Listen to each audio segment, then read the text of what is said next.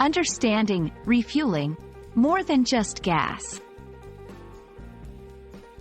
Hello, and welcome back to our channel. Today, we're diving into an interesting English phrase, refueling. This term is not only about gas stations and cars, it's much more versatile. So, if you're ready to expand your English vocabulary, let's get started. Let's begin with the most straightforward meaning. Refueling literally means to fill up a fuel tank again. This could be the gas tank in a car, a plane, or any machine that runs on fuel. It's like when your car's fuel gauge is low, and you stop at a gas station to fill it up. That's refueling in the most basic sense.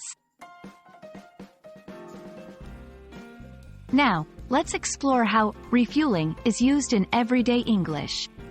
It can be metaphorical, indicating a need to restore energy or resources.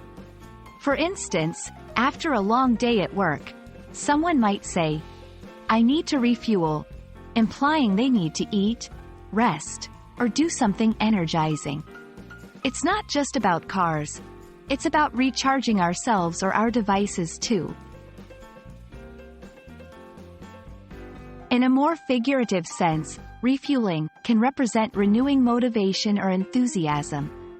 Imagine someone who's been working on a tough project. They might take a break to refuel, meaning they need a little time off to regain their enthusiasm and come back with fresh ideas. Let's put refueling into context with some examples. 1. Physical refueling. After the marathon, I refueled with a big meal and plenty of water. 2. Emotional refueling. This weekend getaway is just what I need to refuel my spirit. 3. Professional refueling. The team attended a workshop to refuel their creative energies. And that's a wrap on refueling. Remember, it's not just a term for filling up your car. It's a versatile phrase that can apply to many aspects of life. We hope this video helps you understand and use refueling in different contexts.